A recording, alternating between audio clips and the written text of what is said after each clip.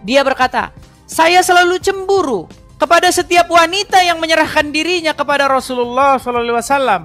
Saya berkata, apakah seorang wanita menyerahkan dirinya? Maksudnya wanita itu menyerahkan badannya, tubuhnya kepada Muhammad.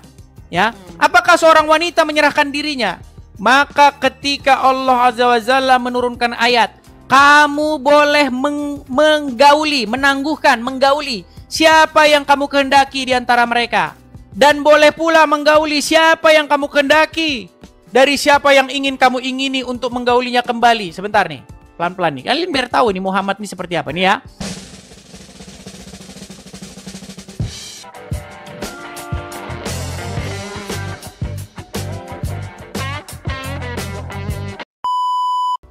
Iya, saya pernah naik juga. Ini lagi. Berat ini, kemarin sudah mengakui Quran jatuh dari langit. Aduh, berat ini dan lagi. Iya, gimana Lina? Tahu jauh di sini, orang muslim semua di sini. Bila berdebat dengan orang Kristen tak akan paham. Siapa yang nggak paham? Yang orang muslim akan naik di kotak nih, bagi hidayah kamu semua orang Kristen di sini tak akan paham. Yang tak akan paham siapa? Ya termasuk kamu lah. Buset, kok nggak paham gimana, Lina? Maksudnya nggak pahamnya gimana? Nggak paham tuh, maksudnya kamu tiada tertarik pun yang Allah tuh adalah Tuhan, yang Yesus tuh kamu tertarik ialah Tuhan kamu. Begini Lina, begini. Dari mana kita bisa yakin bahwa Allah itu pernah ada? Aku tanya sama kamu, sedangkan di dunia ada ujian kan tidak ujian? Ini gak nyambung sih Lina, ini gimana? Lina, gini Lina, Yesus pernah datang ke dunia ini. Nah, iya datang. Dia membangkitkan orang mati, orang buta yang datang kepadanya dibuatnya melihat kembali, orang lumpuh berjalan. Ketika Yesus ada di tengah-tengah dunia ini, permasalahan umat manusia itu diatasi oleh Yesus. Salah satu permasalahan besar yang dihadapi oleh umat manusia ini adalah kematian. Masalah terbesar umat manusia yang sampai hari ini tidak bisa diatasi adalah kematian. Dan Yesus membangkitkan orang mati. Sekarang saya tanya, dari mana kita bisa yakin bahwa Allah itu pernah ada? Apa jangan-jangan Allah itu cuma karangannya Muhammad aja? Dari mana? Coba tunjukkan kepada saya bahwa Allah itu pernah ada. Apa keyakinan apa atau bukti apa yang Anda bisa yakinkan bahwa Allah itu bukan karangan Muhammad? Coba. Allah tuh memang ada, tapi dia uji. Kapan Allah pernah ada? Cuman ada di pikirannya Muhammad kan? Bukan pikiran Muhammad. Muhammad tuh memang dari dulu memang dihina.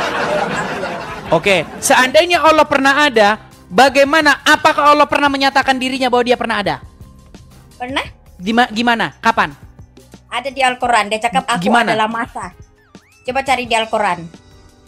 Iya, masalahnya itu kan cuman keluar dari Muhammad doang. Muhammad ngomong bahwa begini, Allah begitu. Dia tidak beranak, tidak diperanakan. Batu juga nggak beranak. Batu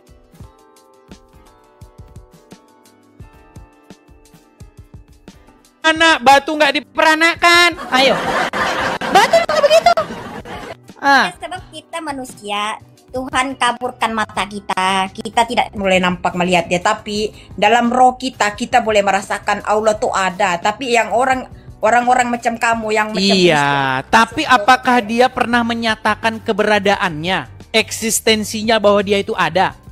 Jangan-jangan dia hanya karangan Muhammad untuk memenuhi hasratnya Muhammad. Bukan dia. Oh, begini Azza. Sebenarnya kok Azza lagi karena mirip-mirip sama Azza ini. Begini, Lina. Begini, Lina. Apa? Istrinya Muhammad pernah ngomong sama Muhammad bahwa Tuhannya Muhammad itu kerjaannya tiada lain hanyalah menuruti hawa nafsunya Muhammad. Pernah tahu itu? Dia bukan menurut dia mau nafsu dia aja, tapi masalahnya. Itu kata Aisyah. Saya tampilkan hadisnya. Ya, baik, kita tampilkan hadisnya ya. Apakah benar bahwa istrinya Muhammad sendiri ngomong begitu ya nih? Hadis Bukhari nomornya 4414. Ya, kita tampilkan di sini. Kamu bisa baca Arab? Bisa baca tulisan Arab? Ya, boleh. Oke, saya tampilkan ya, sabar. Ya. Mohon maaf ya teman-temannya, saya balik dulu kamera saya sebentar. Ya, lihat ya, nih. Ini Arabnya. Ya. Baca aja Melayu. Oke, baik. Ini adalah hadis Sahih Bukhari nomor 4414 di dalam kitab tafsir Al-Qur'an sehubungan dengan surat Al-Ahzab ayat 51. Ya.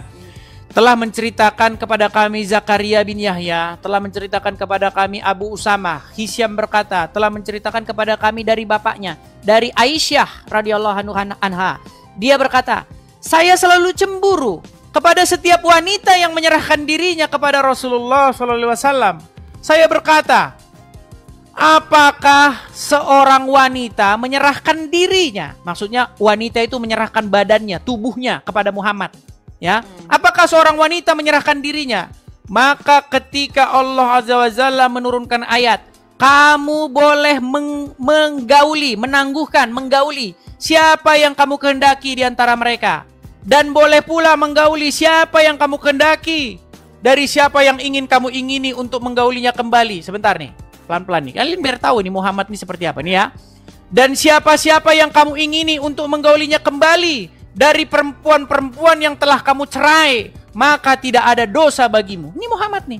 Muhammad boleh menggauli siapa-siapa yang dikendakinya dari perempuan-perempuan yang telah dia cerai. Nih, ya. Nah, di dalam surat Al-Ahzab ayat 51, saya Aisyah berkata, nih, ini perkataan Aisyah ini. Ini hati-hati bikin kamu murtad keluar dari agama Islam, perkataan Aisyah ini. Nih ya, apa kata Aisyah? Perhatikan. Saya, sebentar ya. Dan boleh menggauli siapa yang kamu kendaki dan siapa yang ini. Saya Aisyah berkata, demi Allah kata Aisyah, saya tidak melihat Robmu kecuali sangat cepat memenuhi keinginanmu. Nah, kata keinginan ini di dalam bahasa Arabnya itu adalah nafsu, hawa. Ya, silakan dicek di sini. Ya. Oke, saya paham. Jadi menurut Aisyah bahwa dia itu tidak pernah melihat, nih, demi Allah, saya tidak melihat Robmu itu kecuali sangat cepat menuruti hawa nafsumu. Ini kata Aisyah sendiri. Bagaimana mungkin Anda ngomong yang lain? Ini Aisyah udah ngomong begitu. Ayo, masih percaya sama Muhammad? Masih percaya? Ayo. Masih percaya. Berat, saudara-saudara. Kenapa masih percaya? Sebab dia mengatakan semua di situ. Dia tidak menuliskan dia pernah sentuh wanita itu, dia kawini saja. Bukan, Aisyah kan berkata, dia berkata demi Allah, dia bersumpah ini demi Allah. Aku tanya sama kamu. Aisyah cuma berkata saja, tapi dia berdosa sama Nabi Muhammad juga. Berarti dia lancang berkata begini.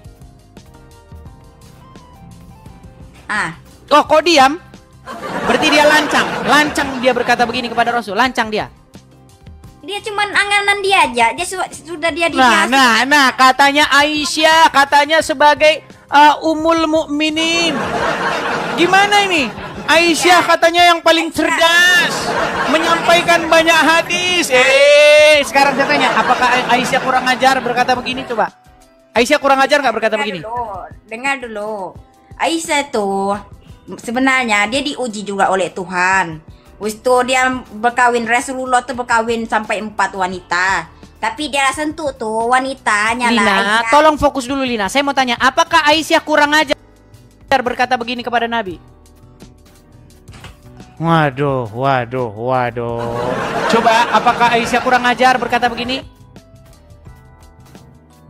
Ayo Lina. Jangan dibisukan Lina, aduh, nanti kamu hapus itu foto yang di depanmu itu. Aku masuk dulu. Kamu kan sudah foto itu sama Datu Dayak Mualaf, ya kan?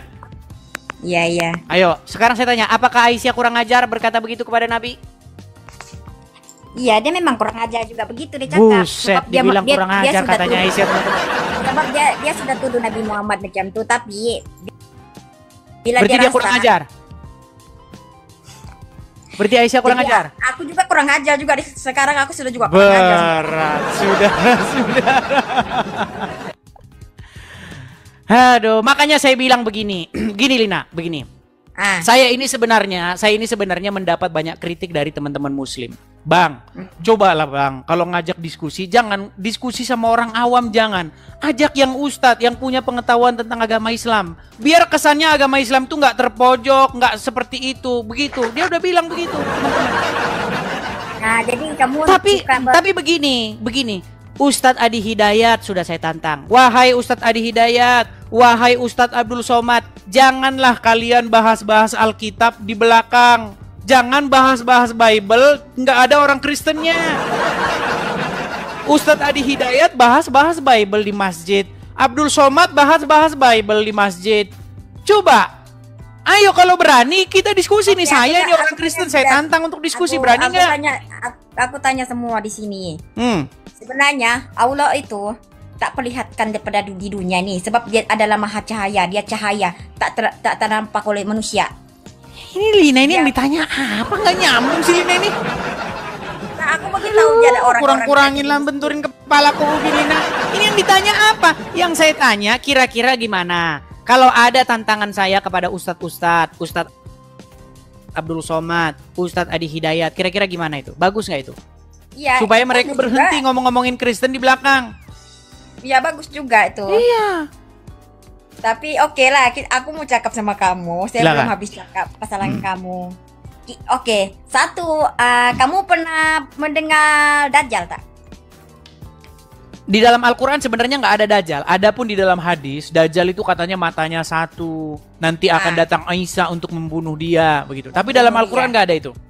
Betul. Oke, itu bagus perkataan kamu.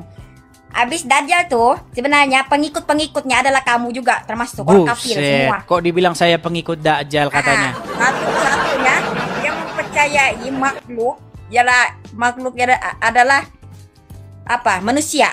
Begini ya.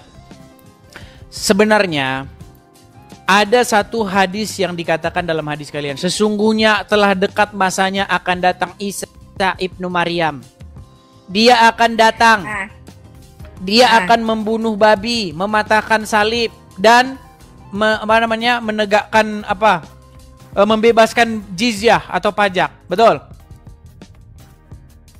Nah, sekarang di dalam Al-Quran ada satu ayat bunyinya begini. Makana Muhammadun aba ahadim min rizalikum walakin Rasulullah wa khataman nabiyyin. Tahu nggak ayat itu? Bahwasanya Muhammad itu adalah sebagai penutup para nabi, betul? Sebagai nabi terakhir, betul? Nah, kalau Muhammad nabi terakhir, bagaimana akan datang nabi lagi setelah Muhammad? Namanya Isa, berarti yang nabi terakhir itu Isa. Gimana? Makin pusing lagi, makanya makin dipelajarin, makin pusing, betul? Betul? Betul apa? Cakap. Makin dipelajari, makin pusing, betul? Betul? Iya. Kamu jangan senyum-senyum terus. Banyak laki-laki yang pusing lihat di bawah, lihat semua. Masalahnya pusing, masalahnya cuma lihat senyumnya aja masalahnya, nggak bisa nangkep orangnya dibawa pulang ke rumah. Aku bingung aja. Aku cuma cakap aja. Nah, gimana?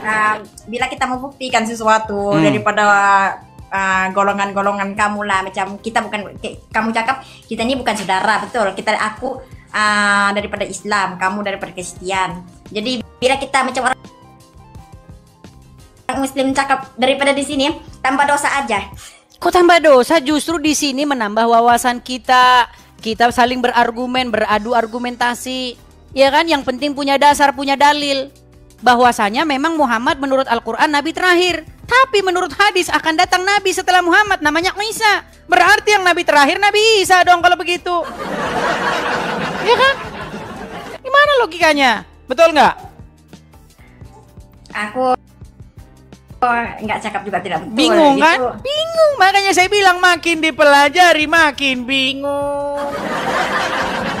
Iya, makanya saya bilang, Lina, seandainya semakin dekat kamu pelajari, semakin dekat pula pintu gerbangnya untuk meninggalkanmu. Gitu loh. Makanya saya tawarkan gini, saya itu udah belajar, saya pelajari Al-Quran, saya pelajari hadis, saya pelajari Bible, pelajari Injil, pelajari Taurat. Intinya begini Lina, kebenaran itu hanya ada di dalam Yesus. Jadi yang layak dijadikan suri tauladan, yang layak dijadikan Jadi, kamu supaya saya tanya dipimpin satu- olehnya itu adalah Saya Yesus. tanya salah satu soalan. Bila orang Muslim itu masuk Kristen, macam mana cara dia? Caranya, Bagaimana? caranya pertama Nah. harus bertaubat hidup baru. Harus dibaptis. Baptis itu sebagai lambang matinya hidup yang lama dan hidup dalam Iya, saya tahu. Bila kita masuk Kristen, kita mau pergi mana? ya ke gereja lah, masa ke masjid gimana? Ya, gerejanya di mana? Ya, kamu cari gereja terdekat. Misalnya kamu di mana? Di Malaysia. Kan ada juga gereja di Malaysia. Ya kan? Kamu udah tapi menjadi Islam gak sederhana gitu. Salam, ucapkan salam begini kan, salam tangan. Asyhadu, aku bersaksi, sah nggak gitu. Enak banget, nggak begitu. Jadi orang Kristen itu ada tahap-tahapnya. Pertama, kamu harus bertobat dulu. Hidup baru. Bagaimana kamu yang tadinya kamu niat pengen jahatin orang, pengen ngebom gereja, kamu jadi bertaubat. Ya kan? Iya, menjadi pengikut Yesus, nanti kamu berubah hidup kamu. Kasihilah sesamamu manusia seperti dirimu sendiri. Janganlah berbuat jahat kepada orang yang berbuat jahat kepada kamu. Bagaimana kamu harus membalas yang jahat itu dengan yang baik. Kalau kamu hanya mengasihi orang yang mengasihi kamu saja, apa kelebihan kamu? Ya kan? Kalau kamu hanya berbuat baik kepada orang yang berbuat baik kepada kamu saja, apa jasa-jasamu? Bukankah mereka juga saling berbuat seperti itu? Ya kan? Makanya datang kepada Yesus, beli Injil, baca Injil. Al-Quran memerintahkan loh supaya kamu disuruh beriman kepada kitab-kitab sebelumnya, kitab Injil, kitab Taurat. Tapi orang Islam malah beriman kepada kitab Sahih Bukhari, Sahih Muslim, yang isinya mengatakan Muhammad kena sihir, Muhammad menyuruh orang yang sakit minum kencing onta. Itu isi kitab Bukhari yang kalian disuruh beriman kepadanya. Sekarang udah banyak tuh orang Islam yang setuju kepada saya. Saya nggak mau lagi bang percaya hadis Bukhari. Banyak. Dia udah percaya sama saya. Nah sekarang tinggal satu. Beli Injil, baca. Di dalam Injil tertulis bagaimana Yesus berkata, akulah jalan dan kebenaran dan hidup. Jadi barang siapa yang datang kepada Yesus tidak akan kecewa. Berbahagialah mereka yang tidak kecewa dan menolak aku, kata Yesus. Ayo datang kepada Yesus. Dia lebih layak kamu jadikan pemimpin, lebih layak kamu jadikan panutan junjungan, yang kepadanya kamu mengikut, yang kepadanya kamu memuliakan. Jadi yang dimuliakan itu harus Yesus, bukan ya Rasulullah. Dia akan jadi kuburan. Kalian berseru-seru memanggil-manggil Muhammad. Muhammadku, dengarlah seruanku. Emang dia bisa mendengar? Dia kan di kuburan. Tetapi Yesus hidup. Ya kan? Itu bedanya kita, Lina. Dia memang di kuburan, tapi Tuhan tuh maha mengetahui. Itulah dia bilang, yang masa depan atau di belakang aku yang maha mengetahui semuanya. Janganlah berkeras hati, Lina. Bagaimana kebenaran itu sudah datang ke dunia ini. Jadi firman Tuhan itu sudah nuzul ke dunia ini menjadi manusia. Jadi barang siapa yang taat kepada Yesus itu sama saja taat kepada Bapa di sorga. Patuh kepada firman Tuhan itu. Makanya ada lagunya, firman-Mu pelita bagi kakiku, terang bagi jalanku. Itu loh. Jadi yang menuntun, yang menopang, yang memimpin itu harus sang firman itu, yaitu Yesus. Bukan orang di kuburan kita jadikan yang memimpin kita, yang menuntun kita. Tidak mungkin orang yang ada di kuburan tahu jalan ke sorga. Tidak mungkin. Hanya orang yang naik ke sorga yang tahu jalan ke sorga. Masa orang di kuburan suruh mimpin orang masuk sorga? Bagaimana ini? Begitu, Lina. Makanya saya terus menerus nih. Ya mungkin sekarang kamu belum menerima, tapi nanti suatu saat kamu nanti akan paham. Begitu. Suatu saat nanti ketika kamu lagi tidur begitu, mikirkan ini kita hidup ini ngapain, tujuan hidup ini sebenarnya. Apa sih yang kita cari dalam hidup ini coba? Kita ini dari mana sebenarnya datangnya? Terus kita kemana? Ya, orang kalau sudah memikirkan hal-hal yang dalam, hal-hal yang besar seperti itu, biasanya pikirannya lebih terbuka. Gitu. Bagaimana Lina? Apakah kamu sudah siap untuk menjadi pengikut Yesus? Nah, kan? Senyum lagi. Kamu jangan senyum-senyum. Banyak laki-laki di bawah itu yang stres ngeliat senyum kamu. Nah, kan? Gimana nih? Ayo, gimana? Lina? Nah, kan? Dah. Gimana? Ayo. Gimana? Jadi berapa ramai sudah orang Islam pengikut banyak, Yesus? senyap. Tapi mereka senyap, mereka di bawah, mereka tidak berani. Nanti nggak dapat warisan nanti kalau murtad, ya kan? Iya, jadi senyap-senyap aja. Karena ngikut Yesus itu KTP nggak usah diganti, nggak apa-apa. Karena nanti masuk surga nggak ditanya KTP-nya. KTP apa? ID cardmu apa? Agama di situ nggak ada. Jadi datang kepada Tuhan itu nggak berbicara mengenai identitas, nggak berbicara mengenai pakaian, tidak berbicara mengenai penampilan fisik, nggak. Aku satu aja, aku bagi tahu sama kamu. Satu gimana? aja. Sebenarnya saya dari kecil, aku jujur sama kamu. Saya dari kecil saya suka tengok Yesus. Dari kecil saya kita bilang cinta Yesus lah begitu. Cinta Yesus tapi pergi ke Arab cium batu gimana? Aku belum habis cakap. Sebab kalau aku cakap di sini tentang Nabi Isa, kamu tidak akan mengenal. Orang kafir semua kan tidak mengenal di sini. Isa itu siapa? Tapi aku mengatakan Yesus saja lah.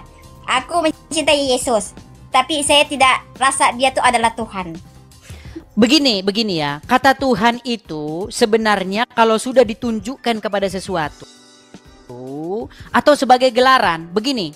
Ketika orang Islam saya tanya, ini debat saya dengan seorang Muslim, ya, biar kita sama-sama paham nih, Sebenarnya yang Anda maksudkan itu benar. Kalau kata Tuhan di situ merujuk kepada Bapa di sorga yang mengutus Yesus. Yesus itu bukan Bapa di sorga. Nih, saya kasih contoh ya, begini. Nih. Dia menantang saya untuk mengatakan kepada seluruh umat Muslim bahwa Nabi Muhammad adalah Rob. Wahai umat Muslim, percayalah bahwa Nabi Muhammad itu adalah Rob kita.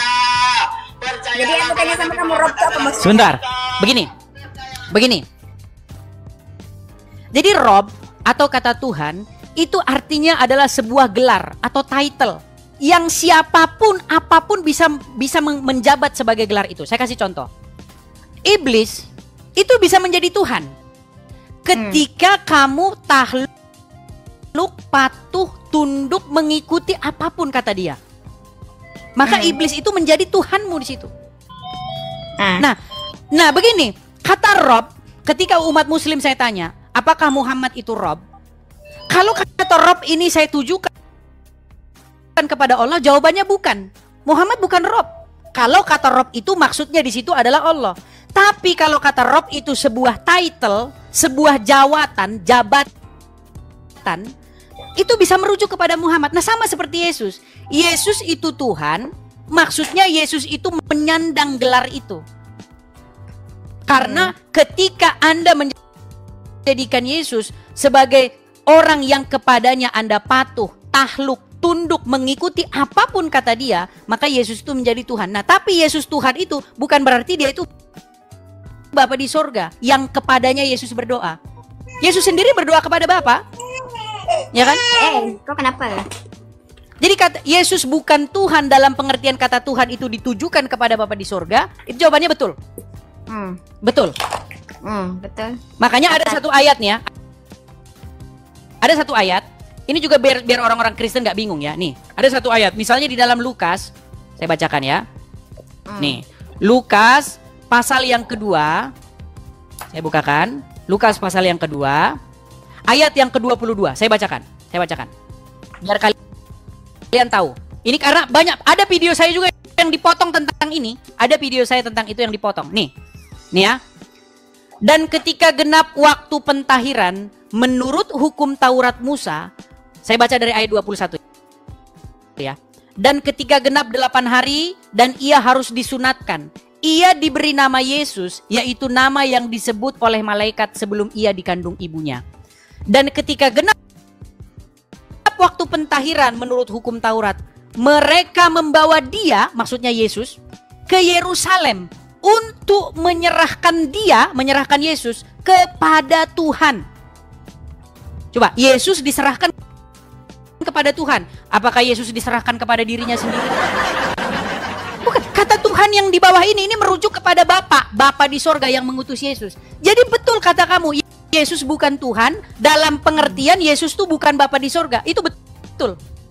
Betul itu. Tapi kalau Yesus Tuhan sebagai gelar, betul juga. Jadi baik Bapa di sorga itu Tuhan, Yesus juga Tuhan, Roh Kudus juga Tuhan. Sama seperti itu, Muhammad adalah Rob, Allah juga Rob. Tapi Muhammad itu bukan Allah. Iya. Supaya kita paham. Oke. Gitu loh. Sudah bisa, Kak. Ya, seperti itu. Sederhana, simple kok. Jadi makanya saya mengundang seluruh manusia itu supaya datang kepada Yesus, menjadikan dia sebagai Tuhannya. Menjadikan Yesus sebagai Tuhannya.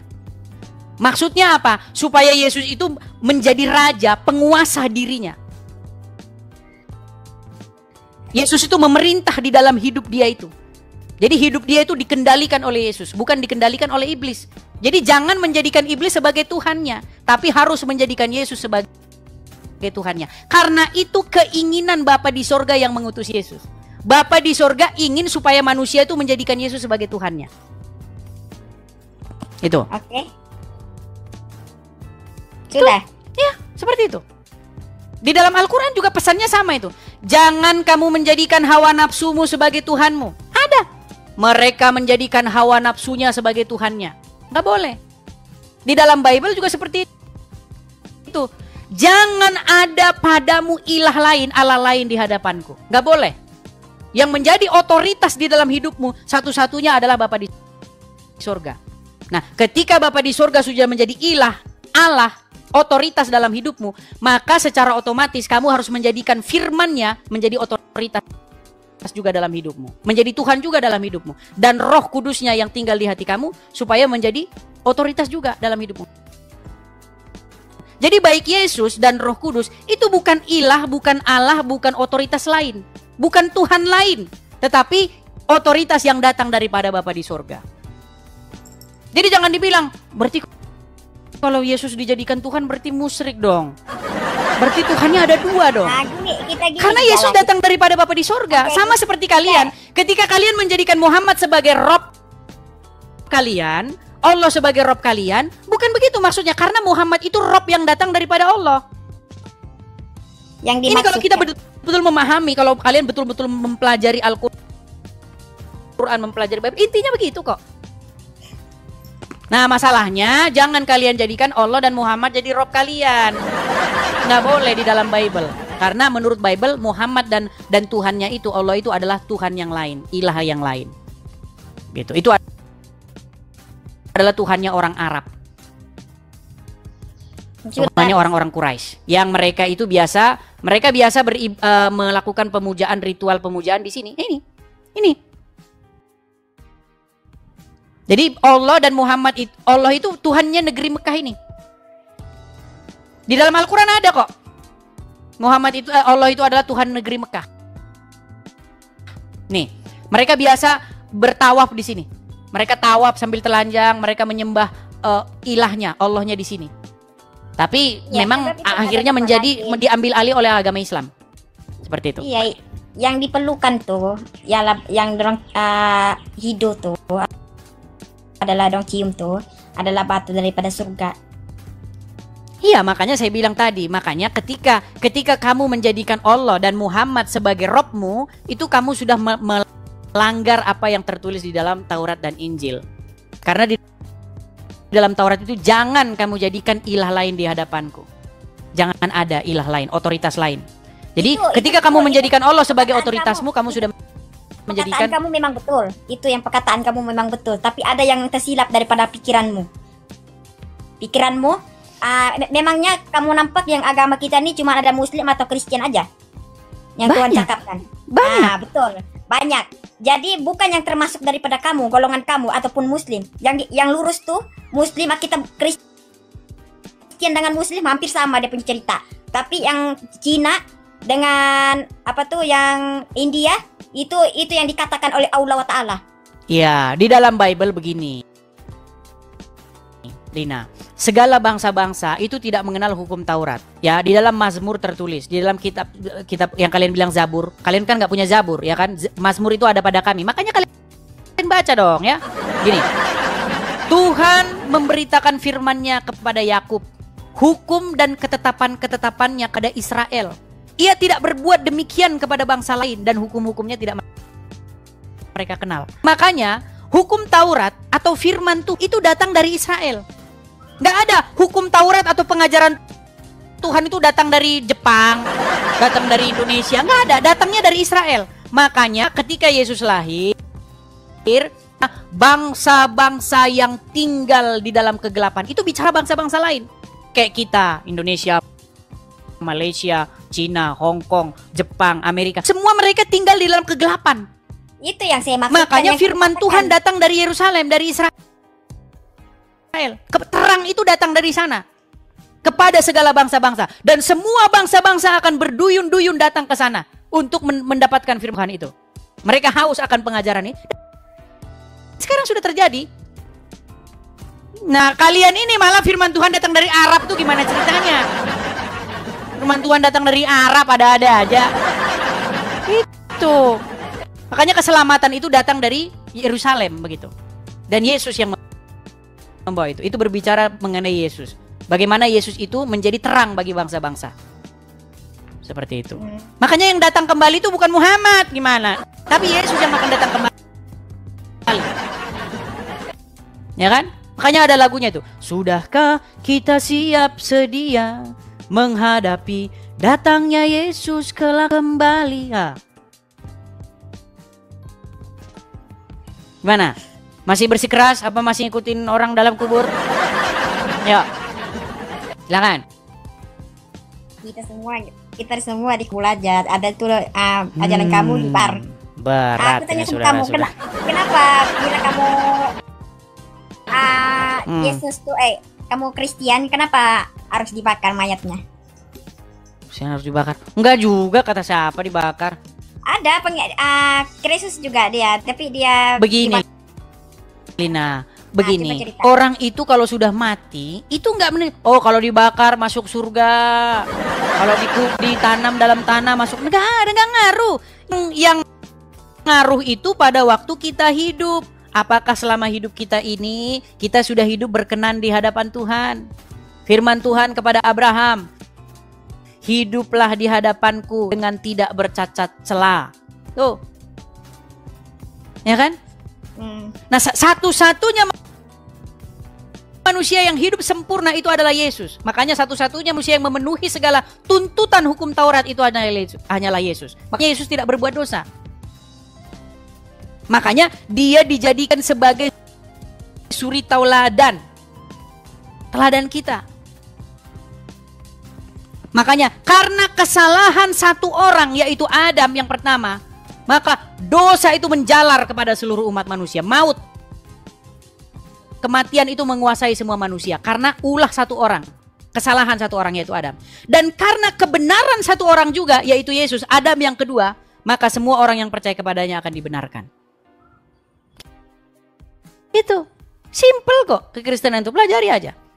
Makanya Yesus sebagai juru selamat, penyelamat, karena dia benar. Jadi hukuman pengadilan di hari kiamat itu tidak melihat kita lagi, tetapi melihat Yesus. Jadi barang siapa yang berdiri di belakang Yesus, maka mereka akan dibenarkan. Jadi jangan merasa, wah saya udah benar, saya sudah suci, saya siap menghadapi tahta pengadilan Tuhan. Enggak. Tapi ketika Anda berdiri, Anda menjadikan Yesus sebagai juru selamat Anda, maka yang dilihat, yang dipandang itu adalah Yesus. Itu berbicara juga mengenai bagaimana, tapi kamu nggak percaya itu. Tapi nanti panjang-panjang lah, cukup di ini dulu ya, bagaimana Paskah. Tahu Paskah? Agama Islam nggak tahu Paskah, makanya agama Islam tuh tidak termasuk agama Semitik. Paskah aja nggak punya kok. Paskah tuh Pak, saya pernah dengar. Ya, Paskah itu berbicara mengenai bagaimana. Aku bagi kamu soalan satu. Saya pernah kawin dengan orang Kristen. Oh, tadinya kamu pernah menikah sama orang Kristen. Dorang hari-hari bila pukul 3 akan sembahyang di kat luar macam tu, pergi gereja lah macam tu. Ya, Paskah itu bukan berbicara mengenai itu. Paskah itu berbicara mengenai bagaimana darah itu akan menjadi perlambang bahwa maut itu tidak akan masuk ke rumah itu. Jadi bagaimana ketika Tuhan menjatuhkan hukuman yang terakhir kepada bangsa Mesir, setelah hukuman itu nanti orang Israel akan keluar, bahkan diusir oleh orang-orang Mesir sendiri. Orang Mesir yang bahkan menyuruh orang Israel itu pergi. Hei orang Israel, keluar kau dari sini. Kami nanti mati gara-gara kalian. Pergi kalian dari sini. Nah, jadi waktu itu di malam terakhir itu yang menjadi tanda bahwa malaikat maut itu tidak akan masuk ke rumah orang itu dan membunuh anak sulung di situ adalah darah. Ya, jadi itu berbicara mengenai bagaimana, itu berbicara mengenai gambaran bagaimana darah Yesus itu akan membebaskan orang dari penghukuman. Seperti itu. Nah, cuman kalau orang sudah menerima Yesus, sudah ditebus oleh darah Yesus, jangan berbuat dosa lagi. Jangan, kan udah ditebus bang, berarti bebas bikin dosa. Nah, ini makanya ini gara-gara kepala sering dibenturin ke ubin. Bukan begitu. Makanya nggak boleh keluar dari rumah itu, ya kan? Ketika Anda darah itu sudah ada ditaruh di lambang pintu-pintu itu, makanya jangan keluar dari rumah. Artinya, ketika kita sudah berbicara bagaimana menjadi pengikut Yesus, bagaimana kita hidup sesuai dengan kehendaknya. Sekali demikian, memang dikatakan dalam Bible, roh memang penurut tetapi daging lemah. Habis memang masih jatuh bangun tapi teruslah berusaha. Aku tanya soalan sama kamu. Kenapa Kristen sama Islam kebanyakan Kristen masuk Islam? Enggak juga, kata siapa? Coba tengok di YouTube. Survei mana? Di YouTube banyak orang-orang Kristen begini. tapi masuk. Begini Lina, saya kasih tahu Lina. Begini Lina. Jadi kamu juga harus percaya ini yang namanya modus-modus, ya. Jadi banyak ketika orang Kristen masuk Islam itu banyak di broadcasting itu apa? Di ini kan di apa bahasanya teman-teman? Diuangkan begitu tahu? Dijadikan sebuah komoditi. Iya, dijadikan sebuah komoditi. Oh, kamu jangan salah. Ada itu bukan diuangkan. Ada. Begini, kalau orang Islam masuk Kristen, mereka tidak berani. Mereka gerakannya di bawah. Banyak mereka, tapi gerakannya di bawah, nggak berani mereka. Tapi kalau dari sebentar.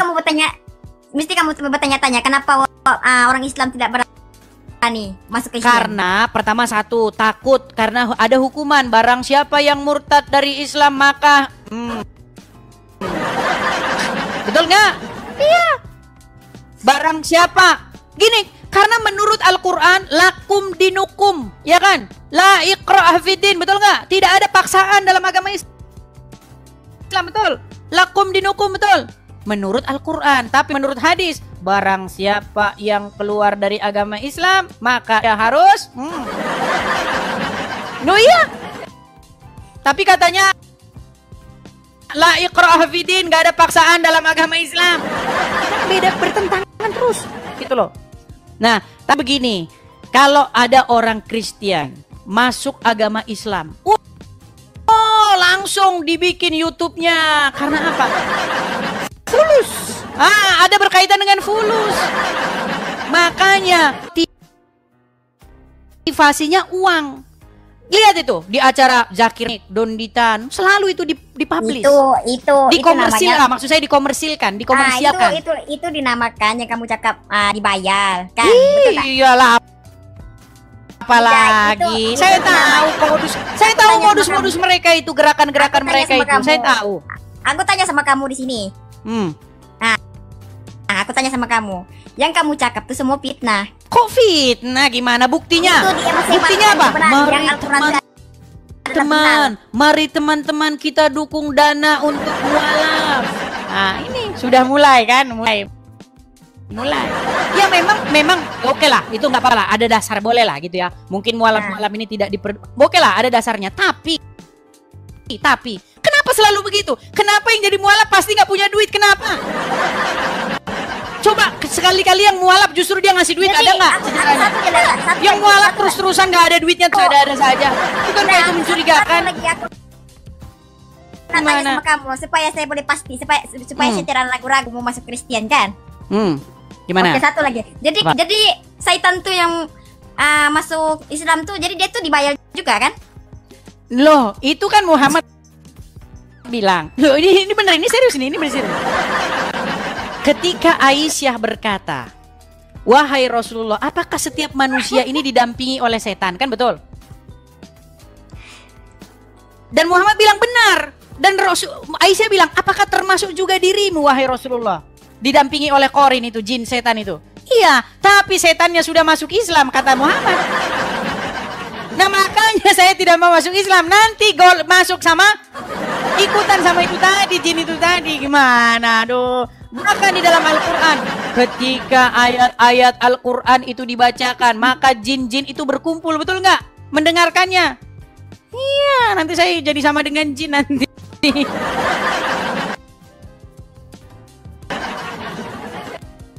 Begitu, Lina.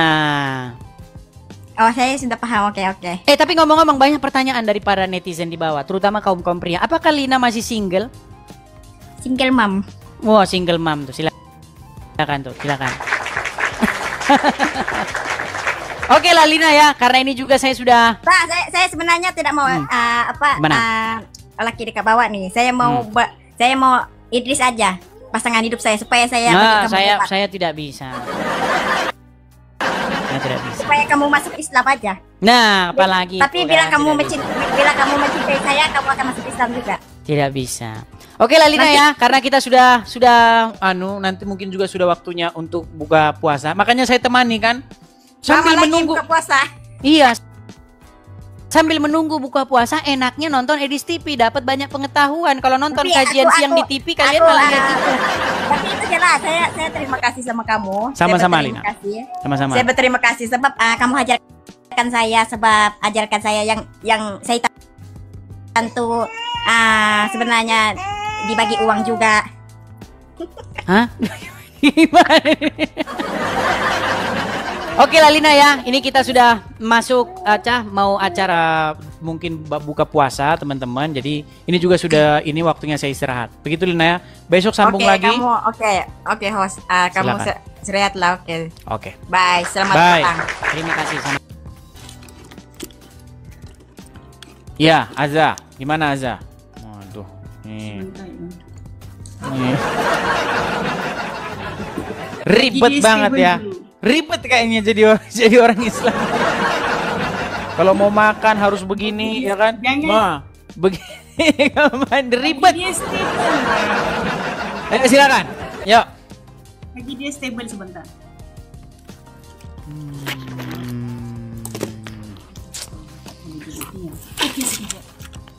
Oke, baik. Ya, gimana Azza? Salam brother. Nggak boleh mengucapkan salam kepada orang non-muslim. Hah? I said salam. Iya, nggak boleh mengucapkan salam. Menurut agama Islam, barang siapa yang menyerupai suatu kaum, maka kamu akan termasuk golongan dari mereka. Betul? Betul? Iya. Nggak boleh kamu menyerupai orang Yahudi dan Nasrani. Pokoknya jadi orang Islam, kamu pokoknya saya bikin ribet. Karena di dalam agama Islam, satu, ngucapin salam kepada Yahudi dan Nasrani nggak boleh. Kalau ketemu dengan mereka di jalan, kamu harus desak mereka ke jalan yang sempit, betul? Baru saja saya dengar Bro Edis mengatakan kita kalau menjadi tetamu harus menghormati, bukan?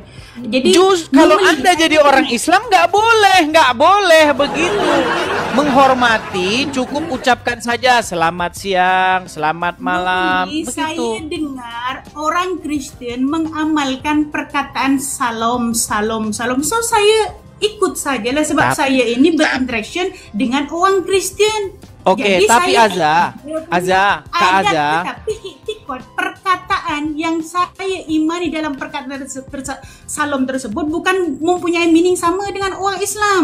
Kak Jadi Azza, harus begini Azza, kata Muhammad kan tidak boleh menyerupai satu kaum. Itu di dalam amaliyah, Bang.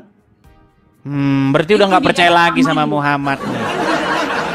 Barang siapa yang menyerupai suatu kaum, maka kamu termasuk golongan dari mereka, betul? Saya tahu, tetapi kamu mengucapkan perkataan itu tidak membawa murad daripada ajaran Islam. Ini yang menjadi masalah. Semua benda kamu balon jadi satu. Ini yang problem sebenarnya. Makanya saya bilang menjadi seorang muslim maka hidup Anda akan ribet. Susah. Tidak ribet sama sekali. Easy brother, easy. Menjadi Bagaimana seorang tidak muslim ribet? Makan saja harus begini-begini, ya kan? Makan saja harus begini-begini, gimana nggak ribet? Ayo coba. Kita tidak perlu membahas tentang sesuatu yang tidak ada faedah. Ini hanyalah etik yang tidak ada faedah. Kita membangkitkan sesuatu yang tak ada faedah sebenarnya. Coba saya tanya dulu Azza. Begini Azza. Mana lebih mudah? Sebentar Azza. Sekarang saya tantang kamu untuk minum segelas air. Ayo, coba. Ayo, saya tantang minum segelas air. Koin untuk Ayo. melakukan itu tujuan. Nah, kan ruwet kan? Jadi orang Islam ruwet. Coba, ayo. Saya tantang kamu untuk meminum segelas air. Ayo. Sekarang kamu siapa? Lakukan hal yang paling sederhana ini. Coba, ayo. Orang gila sahaja. Nah, saudara-saudara rekam dan upload ke VT kalian masing-masing. Saya tantang, apakah menjadi seorang Islam itu akan mempersusah dirinya? Saya tantang Anda untuk meminum segelas air. Ayo. Jadi orang Islam sangat easy, sangat mudah. Easy bagaimana? Di dalam Easy bagaimana? Bahkan kamu tidak sanggup meminum air. Pasti ini dia membawa berat saudara-saudara. Dia boleh mengontrol hawa nafsu kita. Banyak manfaatnya untuk fasting ini, brother. Saya bukan bicara mengenai fasting, saya bukan berbicara mengenai puasa. Azza, seandainya sekarang tidak bulan puasa, bagaimana cara kamu men-challenge saya untuk minum segelas air? Tidak ada masalah. Gimana caranya? Masalahnya kamu datangkan challenge di masa yang tak tepat. Itu namanya kamu jahil.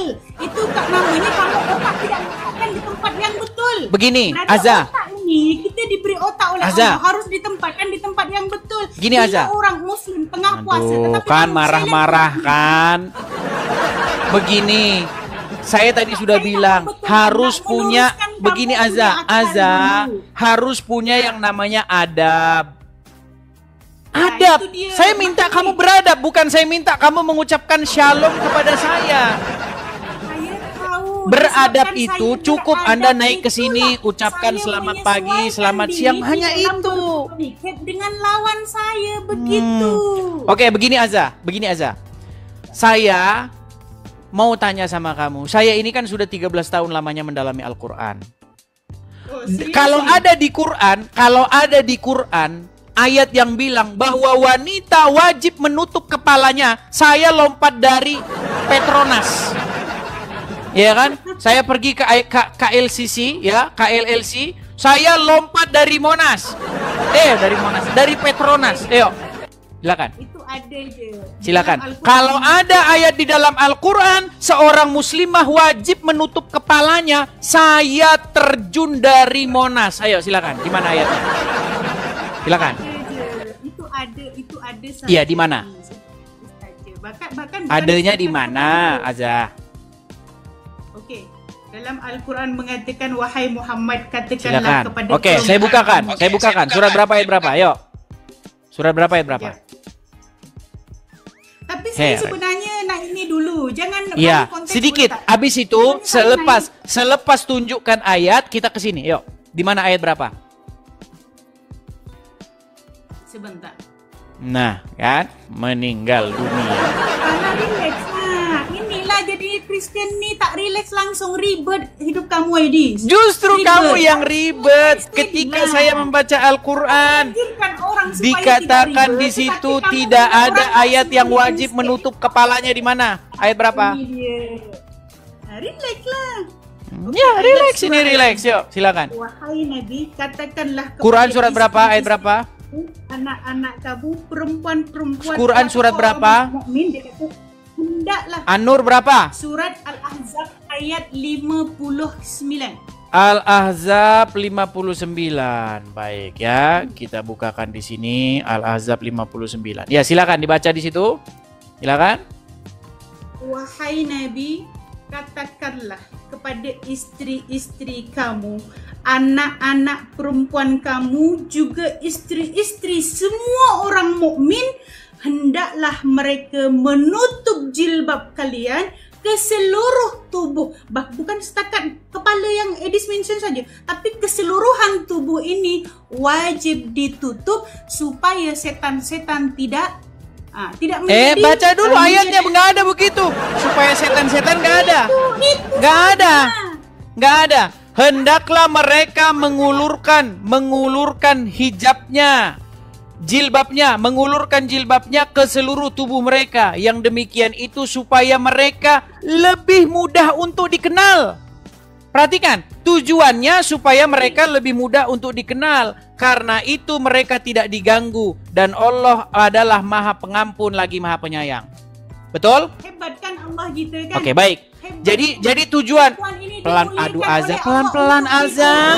Pelan-pelan. Aduh. Azza, pelan-pelan. Apakah saya boleh ngomong? Boleh saya bicara? Baik. Saya ini sebenarnya ingin mendidik orang-orang Islam. Begini ya Azza ya. Ini ayat ini berbicara, latar belakang ayat ini adalah sehubungan dengan Umar ibn Khattab. Tahu? Ini adalah sarannya Umar ibn Khattab, betul? Bagi saya bukti bahwa baik.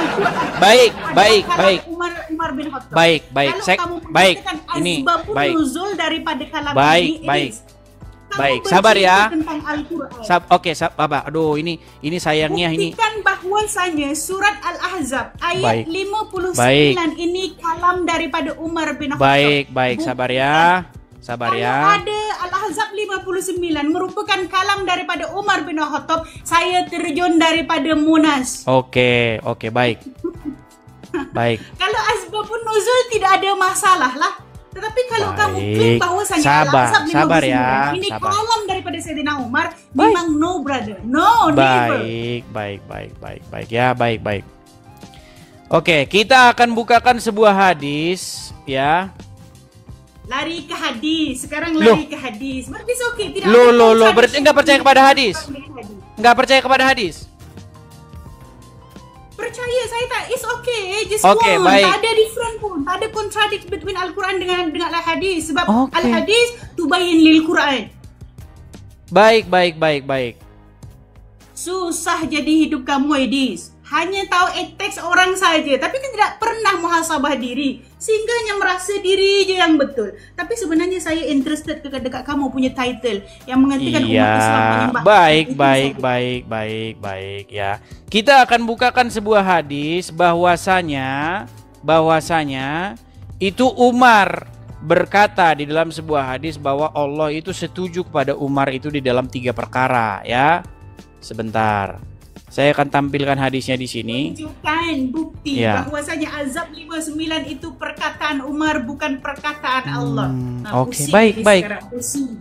Baik ya. Sebenarnya ini sudah saya tampilkan di sini, tapi saya nggak tahu ini kenapa tidak mau mengecil ya. Saya coba atasi. Dia pun tak accept lah. Gimana? Sebab kamu menipu, dia pun tak accept. Oh, belakang begitu. kamu yang kamu tampilkan itu tak accept. Sebab kamu menipu. Iya, sabar ya. Kalam Umar itu tidak ada dalam sejarah ajaran Islam. Sebentar. Baik. Susah, Edis, kita tampilkan hadisnya. Tetapi kita balikkan kamera ya. Nih. Saya akan balikkan kameranya ke dulu. Sebenarnya ini yang di layar saya ini, tapi karena terlalu besar mungkin ya ukurannya, jadi kecil begitu dia, tidak bisa Jadi di sini Umar berkata bahwasanya ada 3 perkara yang Allah itu setuju kepada Umar, ya. Sebentar. Nih, saya balikkan. Oke, nah ini ya, lihat ya. Nih. Jadi Umar ya, dalam sebuah riwayat Muslim ya, yang dikutip oleh As-Suyuti dalam kitab Tarikh Khulafanya ya. Pertama, ya. Nih. Kita bacakan dari sini saja ya. Imam Mujahid, salah satu tabi'in, murid Ibnu Abbas, pernah menjelaskan bahwa ketika Umar berpendapat, Al-Quran turun untuk mendukung pendapat tersebut. Bahkan Ali bin Abu Thalib menyatakan bahwa Al-Quran memuat sebagian pendapat Umar. Hal ini menunjukkan bahwa pendapat-pendapat Umar sering menjadi pijakan kronologis turunnya sebuah ayat. Nih, Mufa waquftu. Umar ini diungkapkan oleh Umar sendiri dalam sebuah riwayat Bukhari Muslim yang dikutip dalam kitab As-Suyuti dalam Tarikh Khulafanya. Pertama, menjadikan makom Ibrahim sebagai tempat sholat. Ya, saat itu Umar berkata kepada Nabi untuk menjadikan makam Ibrahim sebagai tempat sholat. Kemudian turunlah ayat, ya, wa takhizu min maqami Ibrahim dan seterusnya ya. Dan jadikanlah makom Ibrahim sebagai tempat sholat. Ini ide Umar ini. Menjadikan makom Ibrahim sebagai tempat sholat, ide Umar lah, jadi ayat Quran. Nah, kemudian yang kedua. Sebentar. Kedua, hijab. Hijab untuk para istri Nabi. Umar berkata kepada Nabi, wahai Rasul, ada hal bagus dan jelek yang menimpa istri-istrimu. Mungkin lebih baik engkau memerintahkan mereka untuk berhijab. Selanjutnya turunlah ayat waliyadribna bi dan seterusnya. Dan hendaklah mereka menutupkan kain kudungnya kepada dadanya. Ini ide Umar ini. Jangan salah, ini idenya Umar. Jadi ayat Quran. Terus yang ketiga, ketika istri-istri Nabi saling cemburu, termasuk putri Umar yang bernama Hafsah. Melihat hal itu, akhirnya Umar memberikan nasihat kepada Hafsah untuk tidak berlaku demikian. Karena bisa jadi Nabi akan menceraikannya dan diberikannya ganti dari Allah dengan istri yang lebih baik darinya. Setelah Umar menasihati putrinya, turunlah ayat Quran dengan kalimat seperti ayat Al-Quran ini. Ini sumber-sumber Islam sendiri, bukan karangan saya. Jadi makanya pernah saya bilang, di dalam ada satu buku itu berjudul Lubang Hitam Agama. Judulnya berjudul Lubang Hitam Agama. Bagaimana di situ Muhammad dan Umar bersekongkol mengarang ayat Quran. Sembarangan saja, saudara-saudara. Namanya itu ada. Jadi jangan dibilang saya mengada-ngada, saudara ya. Ayo, silakan tanggapi. Yo. Sudahlah. Saya balikkan kamera saya dulu. Yo, silakan. Jadi jangan dibilang mengada-ngada. Saya nggak mengada-ngada, Azza. Oke, baik. Silakan. Saya tanggapi. Berkenaan kamu mengatakan kita harus jadi waras dulu. Harus jadi waras. Menggunakan akal ini harus menjadi orang waras dulu, Edis. Poin pertama yang kita timbulkan di dalam pembahasan kita, kamu mengatakan kepada Azza, mana dalil daripada Al-Quran mengatakan bahwasanya perempuan di dalam Islam ini harus menutup aurat begini. Jadi saya tunjukkan. Bukan menutup aduh, Azza ini yang dibahas apa? Iyalah, di dalam Islam kepala ini sebahagian daripada aurat. Sebab kamu membahas tentang Islam, maka kamu harus ikut bahasa orang Islam, begitu. Kamu Kristen tetapi kamu keluarkan dalil daripada Al-Quran, you should be follow Azza, yang sebarusan saya bacakan tadi itu literatur Islam atau bukan? Yes, oke, baik. Oke, benar nggak? Betul nggak bahwa perkataan Umar itu menjadi ayat-ayat Al-Quran? Kamu tidak kenik di dalam explain ayat surat Al-Ahzab ini, tidak kenik dengan apa yang dikatakan oleh Sayyidina Umar. Azza, sebentar. Aduh, Azza ini. Ayo, sudah, silakanlah. Kita kasih kesempatan dia dulu. Nanti kita dibilang nggak kasih kesempatan. Silakan. Macam ini kan nice. Kamu harus menghormati tetamu lah. Saya ini setamu. Oke. Tadi kamu di awal cerita mengatakan bahwasanya Surat Al-Ahzab ayat 59 itu merupakan kalam Umar, bukan daripada kalam Allah. Saya bagi tahu kepada kamu, buktikan bahwasanya Ahzab itu merupakan kalam daripada Sayyidina Umar. Kalau masalah azbabul wurud ataupun Sayyidina Umar mengatakan wafaqtu, Allah bersepakat, itu tidak ada masalah. Itu namanya azbabul nuzul. Azbab, penyebab daripada kenapa ayat ini turun bukan bermakna Umar berkata yang ini. Ayat ini tetap kalamullah, tetapi penyebab turunnya ayat ini adalah perkara yang terjadi kepada kalam-kalam Sayyidina Umar di dalam hadis Berarti tersebut. idenya siapa? Ini beza, brother. Berarti idenya siapa? Idenya datang dari siapa? Itu bukan idea. Maksudnya Loh. ada something. Bentar, saya tampilkan lagi ya, sebentar. Nih, saya udah ketemu hadisnya, sebentar. Ataupun mengesofkan permasalahan. Sebentar, saya sudah ketemu hadisnya saya sudah ketemu Begitu. hadisnya. Lihat ini hadisnya lihat. Nih ya hadisnya, sebentar. Nih. Dari Ibnu Umar, dia berkata, Umar bin Khattab pernah berkata, sesungguhnya pendapatku pernah disetujui oleh Allah dalam 3 hal, yaitu tentang makom Ibrahim, tentang peristiwa hijab, dan tentang tawanan perang Badar. Hadis riwayat Muslim nomor 4412. Nah, kita fokus di masalah hijab ya.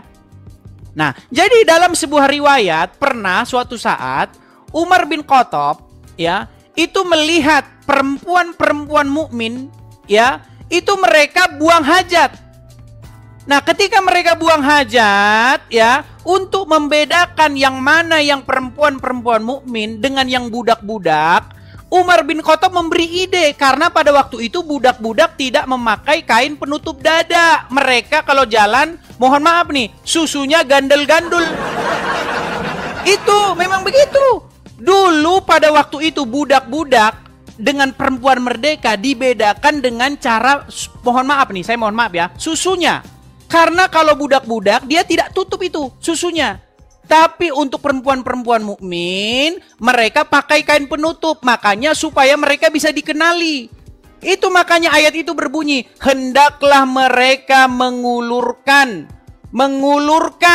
ke seluruh tubuh mereka supaya mereka bisa dikenali. Dikenali dari mana? Dari mana yang budak, mana yang merdeka. Aduh, ini kamu kurang belajar agama Islam.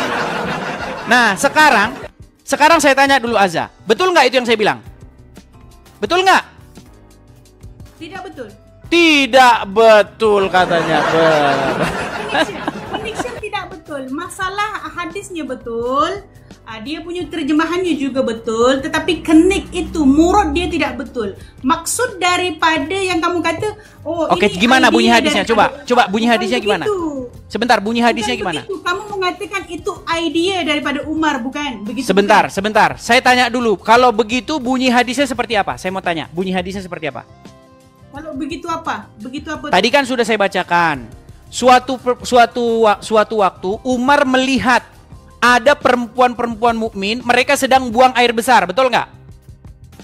Oke, sudah. Coba saya bacakan gimana? Sebenarnya, misunderstanding kamu di dalam Jangan masalah bilang ini, misunderstanding kamu dulu. Gini, Aza, jangan bilang misunderstanding. Coba kau bacakan. Aduh, berat ini. Gimana ini Aza ini? Coba bacakan dulu bagaimana Umar bin Khattab dia melihat istri-istri Nabi atau perempuan-perempuan mukmin mereka buang air besar. Coba. Oke, sekarang sebelum saya saya kata, Ini Anda bilang saja. Anda tidak tahu perkara itu. Kalau tidak tahu nggak apa-apa. Biar saya jelaskan. arti tersebut tidak ada masalah, tetapi yang harus diluruskan kepada kamu. Ini Aza ini sebab nggak tahu, relation bilang aja. Aza, kamu tahu nggak cerita bagaimana istri-istri Nabi, bagaimana perempuan-perempuan mukmin mereka buang air besar? Azbabun nuzul. Saya bacakan saja ya. Ini nampaknya dia ini ngeyel. Ini keras Saya kepala dia saya ini. Saya punya bacakan ya. dulu lah. Saya punya Hah? masa dulu lah. Saya sudah dengar hadis tersebut. Oke, coba Saya baca. masih Coba bacakan. explain dulu. Coba bacakan. Saya sudah tahu hadis tersebut. Iya, Saya sebelum sudah biar umat hadis tahu, coba tersebut. bacakan. Kan tadi kamu sudah baca wa akhraja Muslim. Ini saya sudah jumpa hadis tersebut. Oke, coba gimana? Bacakan dulu biar umat tahu. Ini banyak umat yang nggak tahu apa-apa ini. Mereka tidak tahu apa-apa. Makanya saya bilang mereka masih Islam itu karena mereka nggak tahu apa-apa. Coba bacakan. Bukan, saya tidak bercerita. Apakah kamu malu tentang untuk Islam membacakan di sini. kenyataannya bahwa yang kamu pakai itu adalah seragam buang air besar? Ayo, coba. Yang menjadi masalah. Loh, Bila kamu Aza, yang tidak pakaian yang kamu menggunakan pakai itu adalah pada waktu itu untuk membedakan supaya ketika kamu buang air besar, kamu bisa dibedakan dari budak-budak. Coba ayo, Sudah, bukan. coba bacakan Oke, riwayatnya yuk. Begini. Saya harus luruskan dulu. Tidak perlu Jangan digantikan kalian saya. bangga dengan pakaian. Lihat nih pakaian seorang muslimah. Jangan bangga dulu. Riwayat mengatakan karena itu pakaian dulu dipakai untuk membedakan mana perempuan merdeka, mana budak. Edis, memang saya bangga sebagai as a Muslim. Saya tertutup Oke, coba berbanding bacakan. orang yang free. Free dilihat. Apa orang kata, kalau Indonesia kata free apa? Free tanpa bayar tu apa Indonesia kata? Gratis, percuma, sama itu. Gratis. Terus. Mana boleh tubuh saya tidak gratis, brother. Tidak gratis. That's why saya tutup. Ini gimana kok Oke, malah bahas begini. itu? Itu kata orang Islam zaman sekarang, tapi sejarah nggak bilang begitu. Gimana? Bilang begitu. Di dalam tafsir bilang begitu. Itu kamu yang kata, tetapi Nabi saya bilang begitu. Saya lebih percaya Nabi saya atau percaya kamu? Tidak lah. Justru kamu tidak Oke, percaya dengan sekarang- Muhammad. Nih, saya bacakan saja ya. Masalahnya kamu tidak percaya loh. Gini, Aza, seandainya kamu percaya, kamu akan mengiyakan apa kata saya. Sebentar, saya akan bacakan saja hadisnya kepada kamu ya. Nih, Itu harus luruskan satu one by one dulu. sebentar, saya akan One by bacakan one hadisnya dulu. sama kamu nih. Jangan satu masalah belum settle, Aduh, kamu gimana pergi ke ini masalah kalau yang kayak lain. begini nih? Itu namanya pesaing. Nih, saya bacakan saja nih Aza ya. Nih Aza. Coba nih Aza. Coba saya bacakan nih ya nih. Umar bin Khattab pernah berkata kepada Nabi Shallallahu Alaihi Wasallam, tolong perintahkanlah kepada para istri Anda untuk berhijab. Aisyah melanjutkan, namun beliau tidak melakukannya. Sedangkan istri-istri Nabi Shallallahu Alaihi Wasallam juga biasa keluar pada malam hari ke tempat buang hajat. Maka istri beliau ya Saudah binti Zam'ah keluar. Ia adalah wanita yang berpostur tinggi. Lalu Umar bin Khattab melihatnya ketika ia berada di majelis. Katanya, "Hai Saudah, kami mengenalmu." Sesungguhnya Umar menegurnya hanya karena dia ingin semoga ayat hijab segera turun. Kata Aisyah, memang tidak lama kemudian Allah Azza wa Jalla menurunkan ayat tentang hijab. Hadis riwayat Bukhari 5771. Jadi ceritanya itu gara-gara buang air besar. Aduh, kamu nih nggak percaya.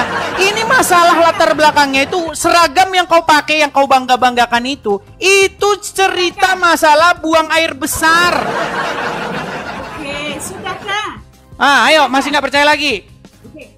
Oke, saya kasih saya kesempatan lah. Dan Silakan. tadi, wah saja. Aduh, berat saudara-saudara. Masalah. Coba, ayo. Dengar baik-baik, sahabat-sahabat sekalian di sini, jangan terprovok kepada uang-uang yang menjelaskan tentang ayat. Jangan ataupun hadis. curhat Tapi Aza, itu kamu saya- jawab saja aja, kamu malah curhat. Relax lah. Ayo, Jangan silakan, yuk. Macam ini, relax. Harus cool, tak handsome tau. Oh, dah lah Hedis, tak handsome. Saya sudah lah. handsome Dia Aza. malah- Saya sudah handsome dari dulu. Saya sudah handsome dari dulu. Silakan, ayo Ya, jawab saya saja, yuk. tahu. Silakan. Ya. Hmm. Okey, baik. Okey. First sekali, Edis harus understanding, harus faham bahwasanya saya tidak pernah menafikan akan adanya hadis tersebut. Jadi hadis tersebut ini menceritakan tentang suatu masalah yang terjadi di masyarakat orang Islam. Seperti mana yang Edis mengatakan bahwasanya ketika itu Sayyidina Umar mentengok situasi, macam mana nak mengesolve situasi ini, begitu bukan? Jadi dia nampak ketika itu yang sama lah. Dia nampak ketika itu seorang perempuan, dia pergi tapi dalam keadaan tidak menutup aurat. Sehingga di situ Sayyidina Umar merasa risih, tak macam Edis. Kalau Edis mungkin free. Ini barang apa tadi? Free apa? Barang apa free? Barang gratis. Free. Indonesia apa? Barang gratis. Mungkin kalau Edis berada situasi Sayyidina Umar, Enggak, kita nggak bicara masalah itu, Azza. Masalahnya idenya itu datang dari Umar, betul tidak? Umat Islam ini bukan Begini, begitu. Azza, Sayyidina begini. Umar Jangan dengan gini. imannya, Saya buat ini mudah ya, Azza ya. Sayyidina Umar ini Azza, mengadu. ayo Maksudnya kita buat ini mudah ya. tidak mencari Aduh, solution si Azza ini supaya apa saya jangan-jangan dia tidak conge apa melihat gimana nih sesuatu teman-teman? yang secara gratis. Makanya Azza, telinga jangan ditutup. Ya. Azza, telinga jangan ditutup. Itu dulu ceritanya itu seragam buat beol. Tahu beol? Buang air besar. Masa saya bukan. Azza, Ketika kamu mengakui itu, nggak bahwa saya- itu dulu seragam ceritanya buang air besar? Setuju? Kan bukan begitu. Aduh, kok Sayyidina bukan begitu Umar lagi kan? melihat sosok tubuh. Sayyidina Iya, Umar melihat dulu sosok dengar tubuh, Azza. bukan. Dulu wanita-wanita sebentar, Azza, gini. Dulu wanita-wanita ketika mereka dulu buang hajat, buang air besar, tahu? Tidak pakai penutup. Tidak pakai Betul? penutup. Lalu Umar berpikir, wahai Nabi, gimana kalau kaum wanita-wanita, termasuk juga istri-istrimu, suruh pakai kain penutup, betul? Sehubungan dengan apa? Buang air besar, betul? Itu bukan konteks utama. Gimana sih, Denny? Itu sehubungan dengan buang air besar aja. Aduh, gimana sih Azza ini? Buang air besar. Kok malah jadi saya yang capek ngingetin mereka ini? Oke, intinya begini. Intinya begini Azza, gini. Bahwa ide itu datang dari Umar, betul? Bukan ide, bukan macam itu. Oke, cara saya tampilkan untuk saja mengatakan. hadisnya ya. Saya tampilkan Asbabun hadisnya. nuzul.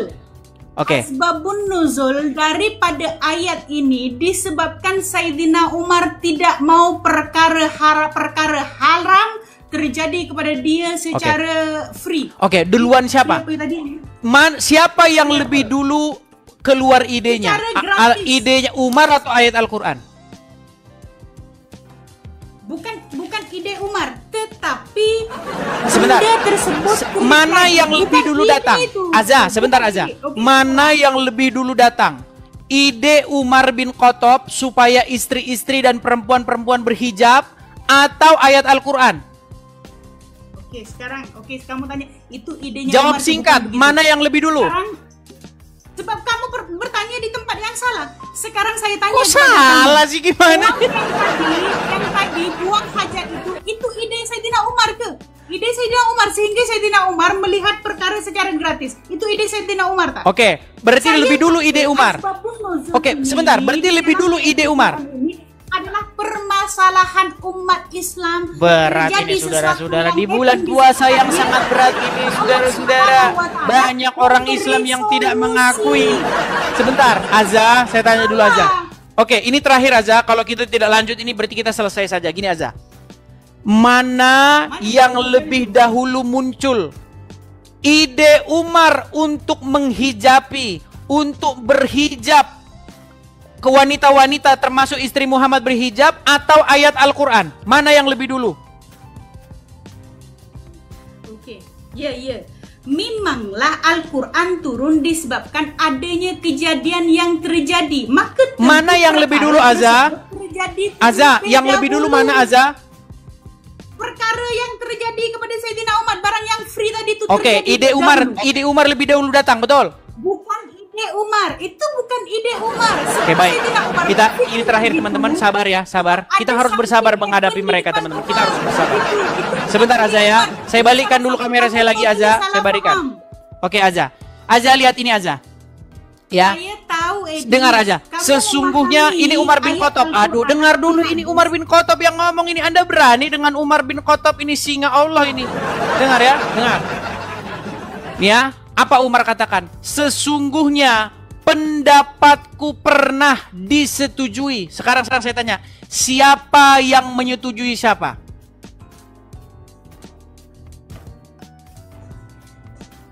Coba. Saya tahu. Aza, simple. Who is aduh, Aza, tolong dengarkan. Siapa yang sedang menyetujui siapa di sini? Umar yang menyetujui Allah atau Allah yang menyetujui Umar? Coba. Allah menyetujui Sayyidina Umar. Allah menyetujui Umar. Berarti duluan Umar yang punya ide, betul? Itu bukan ide. Nah, berat ya. Perhatikan. Umar berkata, sesungguhnya pendapatku disetujui Allah. Artinya Allah yang setuju kepada Umar. Berarti idenya datang dari Umar. Allah yang setuju.